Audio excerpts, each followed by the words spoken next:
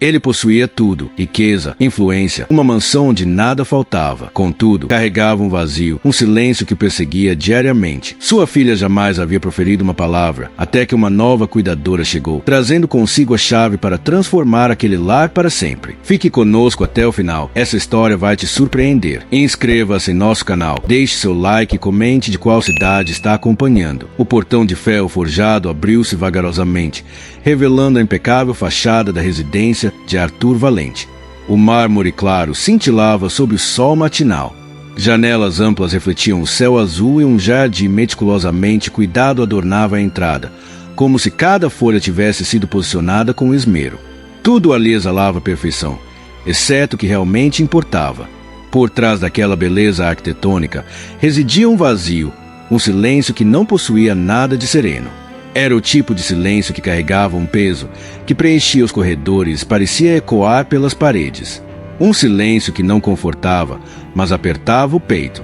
Arthur, aos 42 anos, cruzava aquele hall de entrada todos os dias. Era um empresário de sucesso, proprietário de uma cadeia de hotéis, conhecido por sua frieza nas negociações e precisão nos números. Viúvo há quase 3 anos, dedicava todo o tempo fora do trabalho para estar em casa, mas nunca conseguirá romper a barreira que existia entre ele e sua única filha. Lírio, de 6 anos, autista e não verbal, era seu maior amor e, ao mesmo tempo, sua maior aflição. Desde o nascimento, nunca pronunciara uma única palavra. Comunicava-se por gestos, expressões e alguns sons breves, mas nunca pela fala. Arthur já havia se habituado a conversar com ela pelo olhar, a interpretar seus silêncios, a compreender o significado de cada movimento das mãos. E, ainda assim, sentia a falta de ouvir sua voz. A rotina de Lírio era marcada por pequenos rituais que lhe proporcionavam segurança. Pela manhã, sentava-se perto da janela da sala, segurando sempre a mesma boneca de pano, já com a costura gasta no braço direito, e observava o mundo lá fora. À tarde, passava alguns minutos no balanço do jardim, sentindo o vento no rosto. À noite, alinhava 3 pequenos veículos coloridos ao lado da cama antes de dormir. Se algo interrompesse esses rituais, seu mundo parecia desorganizar-se. Arthur havia tentado de tudo: psicólogos, terapeutas, fonoaudiólogos, cuidadoras especializadas em crianças atípicas, mas todas as tentativas terminavam da mesma forma: desistência. Algumas se afastavam por não conseguirem lidar com o ritmo de Lírio, outras por acharem difícil demais interagir com uma criança que não respondia verbalmente. Ele já havia presenciado a expressão frustrada de tantas cuidadoras saindo por aquela porta que nem se surpreendia mais. Naquele dia, a última delas, uma mulher de pouco mais de 50 anos, despedia-se no portão. Arthur, ao lado da filha, observava em silêncio. Lírio, indiferente, apertava a boneca contra o peito e desviava o olhar. A governanta, que estava no corredor, aproximou-se dele com cautela. Senhor Valente, quer que eu ligue para a agência? Ele passou a mão pelo cabelo, suspirando. Sim, é melhor. No escritório, com as cortinas abertas, permitindo a entrada da luz do fim da tarde, Arthur discou o número que conhecia bem. A atendente atendeu pelo nome. Boa tarde, Senhor Valente. Precisa de uma nova funcionária. Preciso, mas já adianto que não será fácil, disse ele, apoiando o cotovelo na mesa. Nenhuma permanece mais que algumas semanas. Houve um breve silêncio do outro lado da linha. Eu entendo, mas acredito que talvez tenhamos alguém que possa se adaptar. Já ouvi isso antes, respondeu ele com um leve ceticismo na voz. Essa moça é diferente, insistiu o atendente. Não possui um currículo repleto de diplomas, mas sabe ouvir. Trabalhou com crianças em uma organização não governamental musical e tem um método próprio. Ela se chama Clara. Arthur franziu a testa. Musical. Sim, ela utiliza a música para criar laços. E antes que o senhor pergunte, não se trata de ensinar instrumentos ou fazer apresentações. É sobre comunicação. Ele recostou-se na cadeira, pensativo. Música. Lírio nunca demonstrara muito interesse por sons vindos de aparelhos ou instrumentos, mas às vezes balançava levemente o corpo quando o vento movia a cortina. Talvez fosse um sinal. Ou talvez não. Envie, disse por fim. Amanhã cedo. Ao desligar, ficou por alguns segundos olhando para a foto na moldura sobre a mesa. Ele, a esposa e Lírio, ainda bebê, em um parque. A lembrança da risada da esposa veio como um sopro rápido. Apertou os lábios, afastou a moldura para o canto e respirou fundo. No andar de cima, Lírio estava sentada no tapete do quarto, alinhando seus pequenos veículos coloridos. Arthur apareceu na porta e se apoiou no batente. Amanhã virá alguém novo para cuidar de você, disse com a voz baixa, quase como se falasse para si mesmo. Lírio não levantou os olhos, terminou de alinhar o último veículo e voltou a abraçar a boneca. Arthur sabia que a chegada de uma nova cuidadora não mudaria a filha de um dia para o outro, mas no fundo ainda estava nele um fio de esperança. Aquele mesmo que, apesar de tantas decepções, nunca se partia completamente. Enquanto fechava a porta devagar, o corredor ficou novamente em silêncio.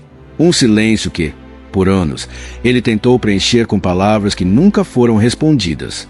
O dia seguinte começou com o barulho suave do portão se abrindo.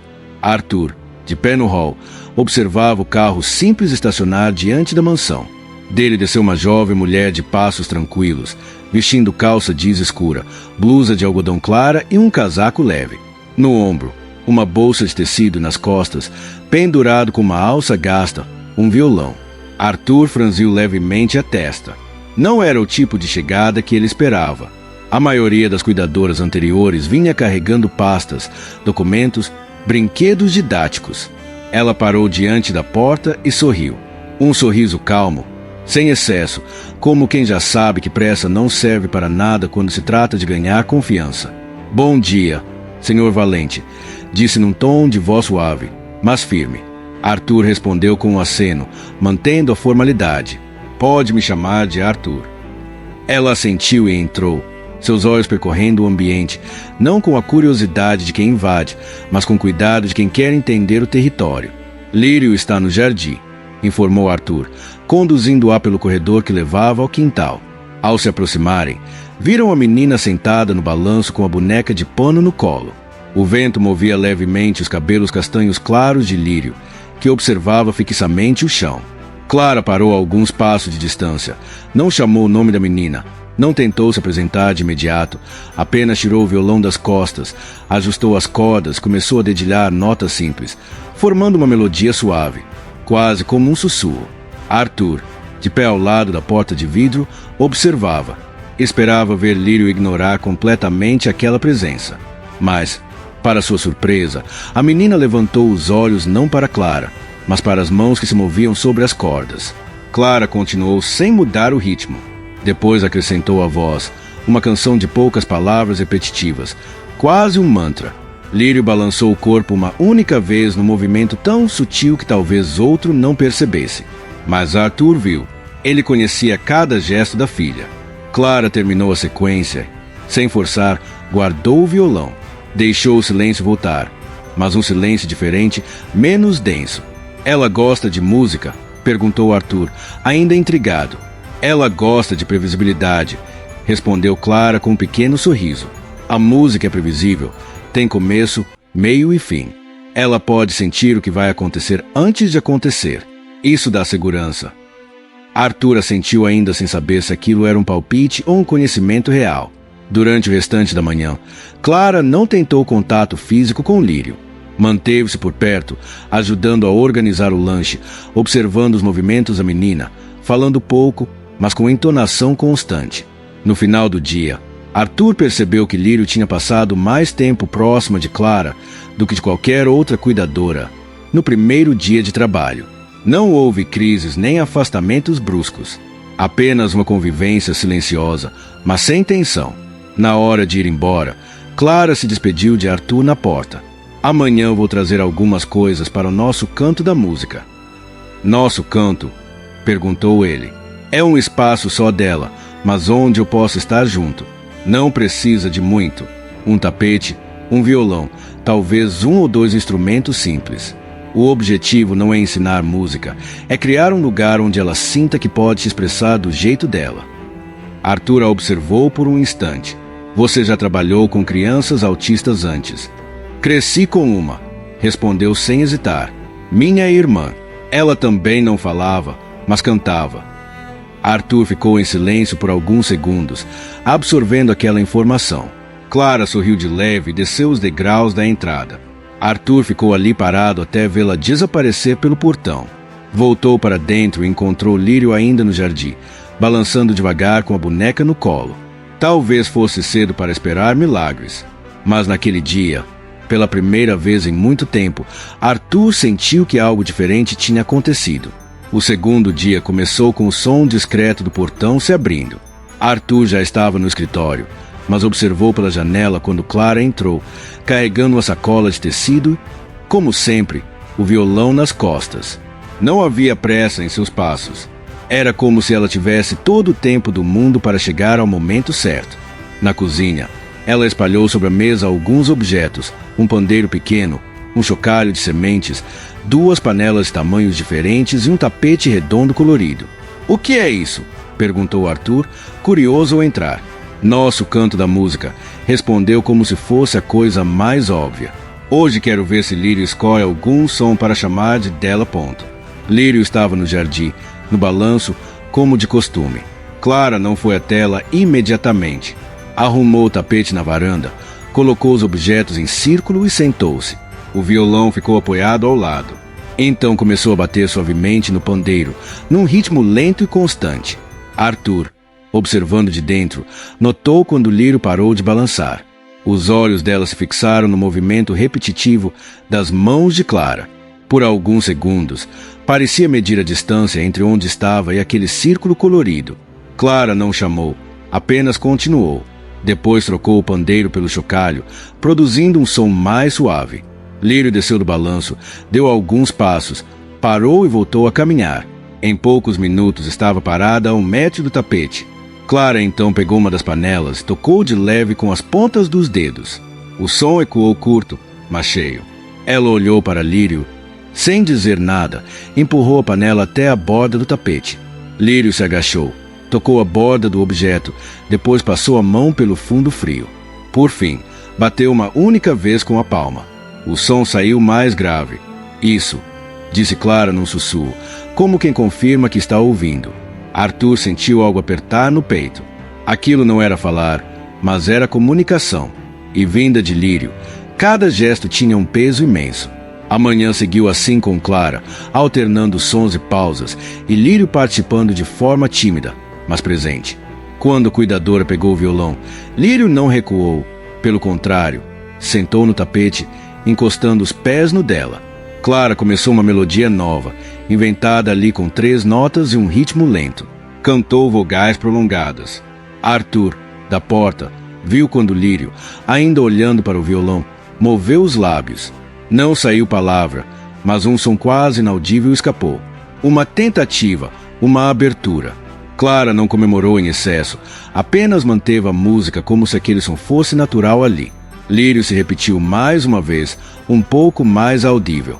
Depois encostou a cabeça no ombro de Clara. Arthur teve que se apoiar no batente para não avançar e estragar o momento. Aquilo era o primeiro sinal, pequeno, mas tão poderoso que parecia encher o ar de outro tipo de silêncio. Não o pesado, mas o expectante.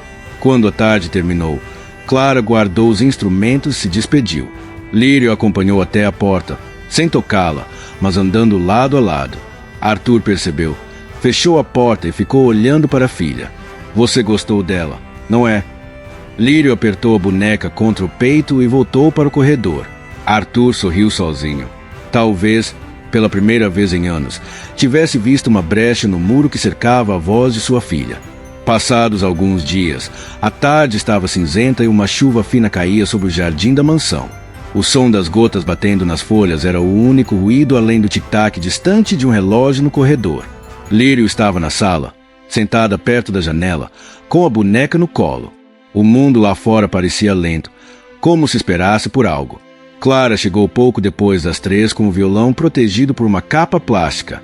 Trazia também um pequeno pano colorido enrolado, um cachecol longo e macio. Arthur estava no escritório revisando relatórios, mas notou o som dos passos dela ecoando pelo hall. Não perguntou nada, apenas observou quando ela cruzou o corredor e foi até Lírio. Clara não fez perguntas, tirou o violão da capa, colocou-o no colo e começou a afinar, o som das cordas se misturando à chuva. Depois sentou-se no chão, perto da janela, a 1 metro de Lírio. Puxou o cachecol e o colocou sobre os ombros, deixando as pontas caírem até o tapete. Lírio olhou rapidamente, depois voltou a olhar para a boneca. Clara começou a dedilhar uma melodia lenta, repetindo 3 acordes. Não havia pressa. Entre uma sequência e outra, ela cantava palavras curtas, suaves: casa, luz, vento. A cada repetição pausava, deixando espaço. Lírio balançava levemente o corpo. Clara então estendeu o cachecol na direção dela, sem tocar, apenas oferecendo. A menina hesitou, mas esticou a mão e pegou uma das pontas. Isso, murmurou Clara, mantendo o ritmo. Arthur, lá de cima, ouviu a música, levantou-se curioso e foi até o corrimão do mezanino. De lá, tinha visão parcial da sala. Encostou-se à madeira, escondendo-se para não interromper.